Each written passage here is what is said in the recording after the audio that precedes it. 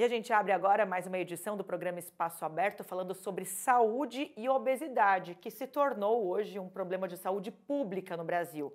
A cirurgia bariátrica é uma das modalidades de tratamento mais eficazes contra a obesidade, uma doença que está presente aí em 1/4 da população brasileira. A evolução desse procedimento e a mudança na compreensão da obesidade marcam o avanço desse tipo de operação no país. Para explicar para a gente um pouquinho sobre causas da obesidade, em que situações, quais são os critérios pré-requisitos para que um paciente possa ser submetido a uma cirurgia bariátrica e a importância do acompanhamento não só no pós-operatório, mas ao longo da vida. A gente recebe aqui em formato virtual o Dr. Eduardo Bastos, ele é médico cirurgião bariátrico e membro da Sociedade Brasileira de Cirurgia Bariátrica e Metabólica. Gentilmente aceitou este convite para um bate-papo com a gente. Doutor, seja muito bem-vindo. Obrigado, Lidiane. Boa tarde a toda a sua audiência, a Rádio Câmara, pela oportunidade, né, por trazer um tema tão importante de saúde pública. Estou à disposição para que a gente possa conversar. Doutor, vamos lá. Uma das razões para crescente do número, do interesse, das possibilidades de que pacientes com obesidade possam se submeter à cirurgia bariátrica seria um aumento, um entendimento maior da obesidade como uma doença? Sem dúvida alguma, Lidiane, acho que você pegou no ponto principal. E esse é um dos grandes esforços, né, de todas as sociedades científicas que trabalham com essa doença no centro, com essa doença em foco, que é a obesidade, sobretudo a Sociedade Brasileira de Cirurgia Bariátrica e Metabólica, para levar à população esse entendimento que às vezes nos parece claro, né, para todos nós. Sobretudo naqueles pacientes com obesidade em graus mais avançados, a coisa fica mais ou menos inquestionável. Mas naqueles pacientes que têm uma obesidade que a gente chama assim de leve ou moderada, grau 1 ou grau 2, que não é tão evidente, né? Muitas pessoas ainda encaram aquilo como um distúrbio transitório, não uma doença em si, na própria obesidade. E às vezes essas pessoas também acham que convivem bem com a doença. Elas acham que elas são um pouco acima do peso e elas se adaptam àquela vida e acham que convivem bem, sem saber, às vezes, dos enormes riscos que essa doença pode ocasionar ao longo da vida. Então, sem dúvida alguma, um dos esforços muito grande, né, de toda a comunidade científica é levar esse tipo de informação, uma informação de qualidade, uma informação verdadeira, de que a obesidade é uma doença, de que a obesidade traz prejuízo na qualidade de vida dessas pessoas, traz prejuízo na quantidade de vida, na expectativa de vida, e, além do mais, pode estar associada a diversas doenças que nós conhecemos muito bem aí, como diabetes, como a hipertensão, como aquela doença do ronco noturno, aquela chamada apneia do sono. Enfim, essa é uma batalha, sabe, Lidiane? Infelizmente, ainda há uma parcela da população que não entende a obesidade como doença ou não com a gravidade, né, com a seriedade que tem que ser levado esse tema. E chamo mais atenção, sobretudo nas idades mais jovens, as crianças, os adolescentes. Então, às vezes, é natural normalizar um adolescente na escola que está um pouco acima do peso, sabe? Eu vou falar uma palavra aqui que não se deve, talvez pode soar um pouco pejorativo, e colocar bem entre aspas, é aquele famoso gordinho engraçado da escola, sabe? Aquilo passa despercebido numa infância e numa adolescência e depois vai ter consequências na idade adulta, além da pessoa perder uma fase de vida muito importante dela.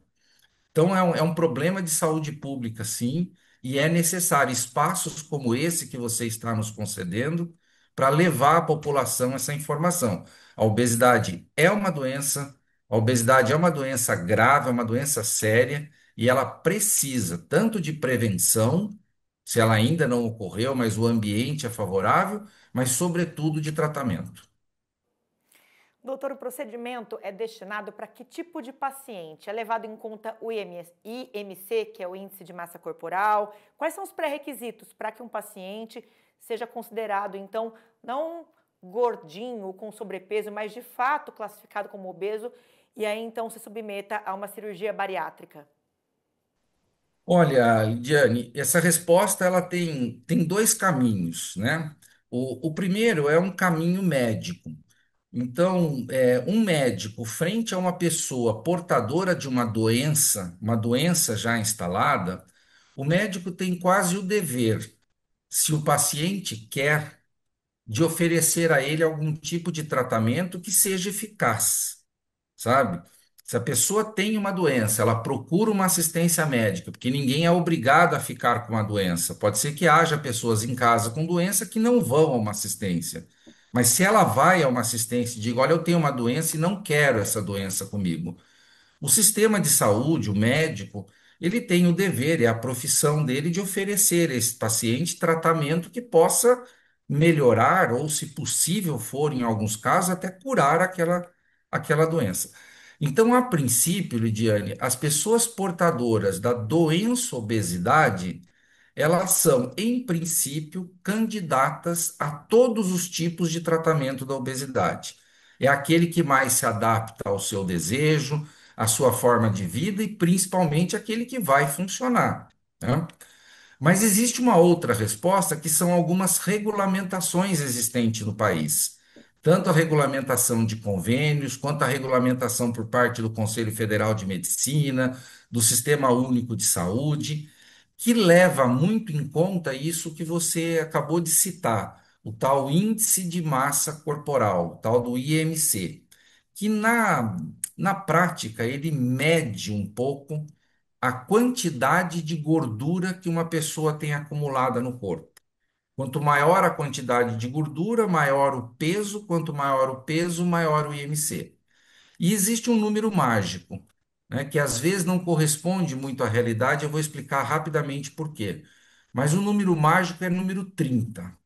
Então, a partir de um 30 de IMC, essa pessoa é considerada portadora de uma doença chamada obesidade. Existe um cuidado a ser tomado nisso, né? Se você me permite, um exemplo muito rápido que todos conhecem, por exemplo, aquele lutador de boxe, o Mike Tyson, quando ele ganhou o título mundial dele, ele tinha 32 de índice de massa corpórea. Alguém poderia falar que o Mike Tyson é obeso? Não, evidente, né? Não tem nem cabimento. Então, o índice de massa corpórea pode enganar às vezes, por isso olhar com um pouco de cautela. Ele só é válido se aquele aumento de peso foi decorrente de um acúmulo de gordura, né? Então, esse número mágico acima de 30 é um número que a pessoa passa a ser considerada, para efeito de saúde pública, como portadora de obesidade.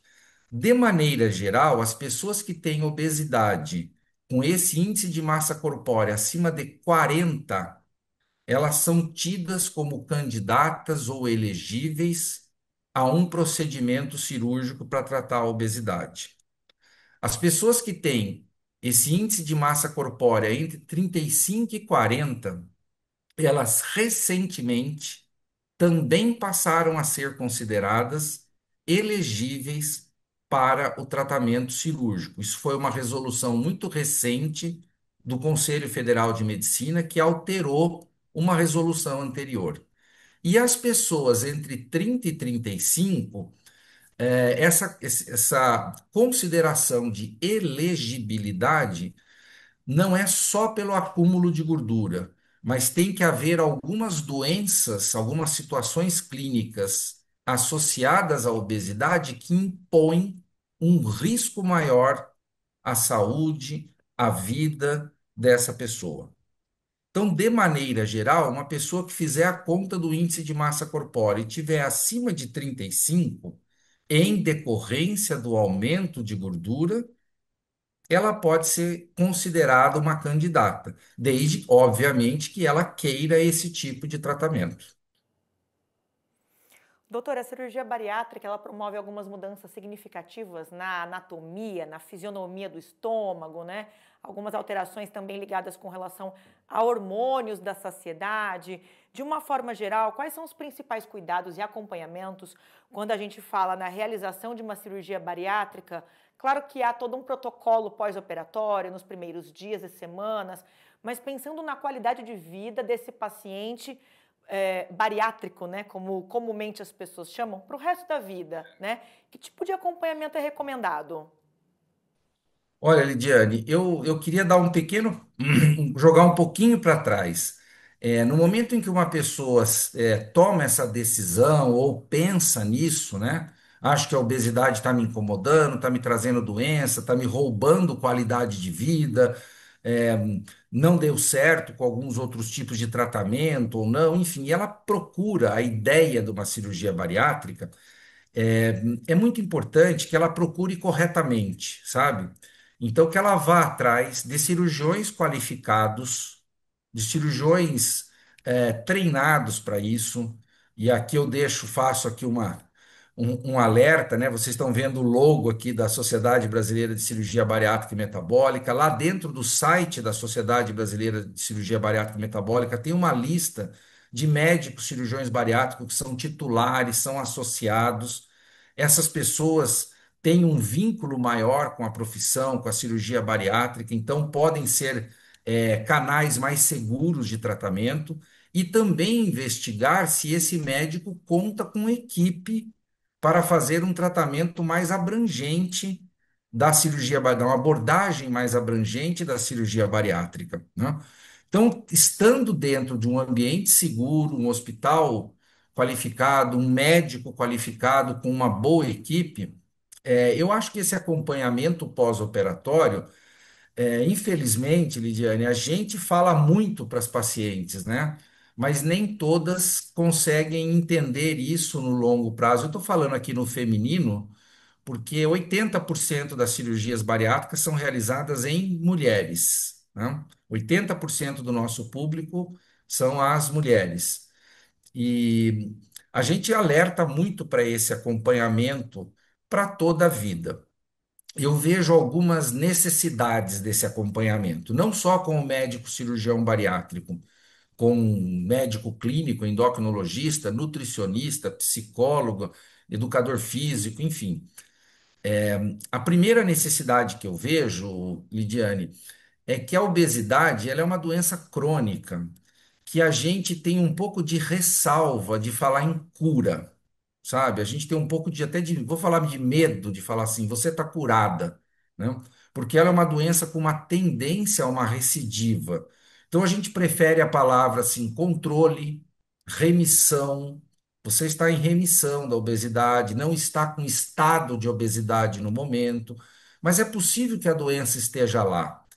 Então, a necessidade dessa pessoa se manter em acompanhamento com toda uma equipe reforça a ideia da vigilância, sabe? De você renovar os seus estímulos da sua luta contra a obesidade. O que acontece muito, Lidiane, é que num período pós-operatório mais perto da cirurgia, alguma coisa assim em torno de 1, 2 anos, essas pessoas estão muito motivadas pela cirurgia, pela perda de peso, troca de roupa, né, o guarda-roupa, passa a vestir uma camiseta menor, uma calça menor, passa a fazer atividade física. Tem uma série de coisas assim que muda na vida da pessoa e isso autoalimenta aquela ideia de que vamos para frente, vamos fazer, vamos cuidar, tal. Só que depois de um certo tempo, e você alertou bem da vida toda, do pós-operatório tardio, esses ganhos, eles deixam de aparecer de modo importante, porque a pessoa estabiliza o peso, a vida também se estabiliza numa melhor qualidade. Então, a falta de haver um ganho, às vezes faz com que a pessoa se esqueça de fazer as atitudes de manutenção daquele ganho. E o contato com equipe, com profissionais qualificados, que trabalham dentro da área, serve até como estímulo, como renovação. Ela vai numa nutricionista, a nutricionista fala: olha, cuidado, hein? Está tomando muito suco calórico. Olha, essa alimentação aqui nesse horário não tá bom, hein? Porque às vezes a pessoa vai se distraindo um pouco ao longo do tempo, sabe? No começo tem lá uma atividade física constante, 4, 5 vezes na academia. 3 anos depois, ela mal passa na porta de uma academia, sabe? Então, ter contato, olha, precisa voltar numa atividade física regular, com o cirurgião, fazer algum tipo de tanto desse estímulo como de algum tipo de investigação da condição anatômica da cirurgia, sabe? Se não há nenhuma distorção no longo prazo. Enfim, eu acho isso fundamental.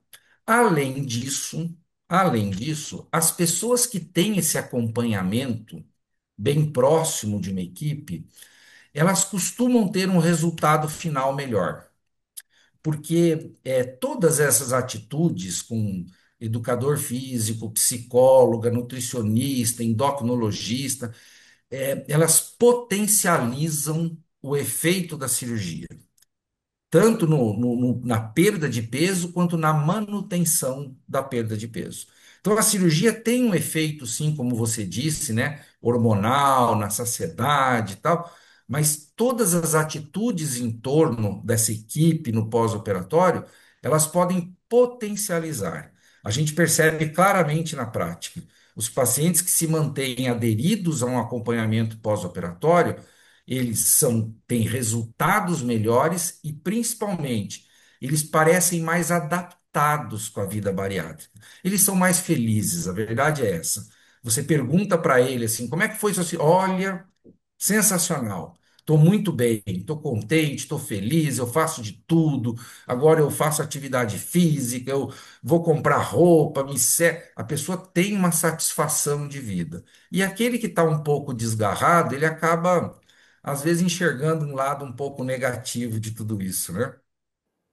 E acaba sendo, só para a gente finalizar, né, doutor, uma doença, uma situação, né, até a própria bariátrica, muito estigmatizadas, culpa-se muito individualmente o paciente, não se considera a obesidade como um problema coletivo, até mesmo geracional, né, doutor? Olha, outro ponto, Lidiane, que você pegou assim crucial, sabe, para levar informação para toda a população, até para quem não tem obesidade. O estigma é um grande problema. Eu vou citar dois aqui bem rápido. É, Se uma pessoa que você conhece, você, Lidiane, conhece, que está com câncer de mama, você chega para ela e fala assim: ah, você conhece tal pessoa aqui, a Maria? Ah, eu sei. A Maria que é cancerosa. Você não fala isso. Agora, você conhece a Maria que é obesa, sabe? Então, o estigma começa até nas palavras, porque o obeso pertence a ele, então o problema é dele. Ele é obeso, ele é canceroso, sabe? A gente não fala isso. Aquela pessoa, infelizmente, está com câncer. O câncer veio de fora para ele, mais ou menos isso, né? Não é uma culpa dele. A obesidade precisava disso também, sabe? Tirar esse estigma. E aí as palavras ajudam. A gente costuma usar muito pacientes com obesidade, né? Porque é uma doença que ele está naquele momento portando. E outra coisa, a ideia que precisa ser eliminada. A ideia de que a bariátrica é o caminho mais fácil. Todo mundo já ouviu isso, né? Fechar a boca você não quer, ir para academia você não quer, mas operar você quer porque é o mais fácil. Pergunte a um paciente operado o tamanho da dedicação que ele teve que ter na vida para alcançar o resultado que ele alcançou. Então, bariátrica não é um caminho fácil, mas é um caminho mais eficaz para tratar a obesidade. Então, nós precisamos tirar esse estigma dessas pessoas. É um tratamento de uma doença, não é um tratamento de uma pessoa, digamos assim, relaxada, sabe? Ela fez tudo para se tornar obesa e agora ela quer um caminho fácil para se livrar da obesidade. Isso precisa acabar, viu, Lidiane? Porque isso inibe o tratamento das pessoas. Tem pessoas no mundo sofrendo com a doença e que não vão atrás com medo de serem julgadas pela sociedade, pelos seus parentes, pelos seus amigos. Isso também inclui, para finalizar, profissionais da área de saúde. Não nós que trabalhamos na área, mas às vezes profissionais da área de saúde que não trabalham na área também trazem, reforçam um pouco esse estigma. Então, muito obrigado pela oportunidade de você tocar nesse tema do estigma, porque ele é muito, muito importante para nós.